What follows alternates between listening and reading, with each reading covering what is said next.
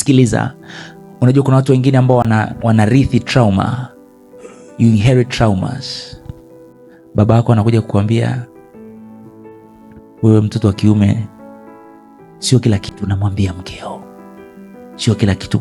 Kuwa na akaunti yako fulani. Mimi ni mzee wako, nimekutangulia. Lakini mke wake sio mke wako. He is transferring to you trauma azokutana na maisha kwenye maisha yake.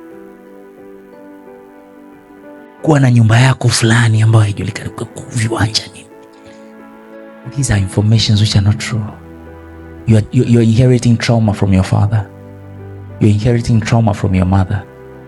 Mako anakwambia, hata kama tumia akili. Hiyo nini?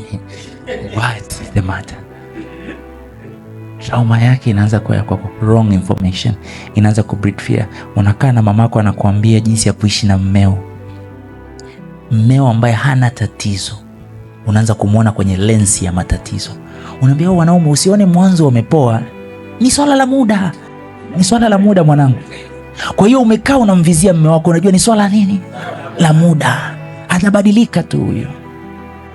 Imani za watu wengine hazitaendesha maisha yako. Wanachokiamini wao hakitatawala maisha yako. Haleluya.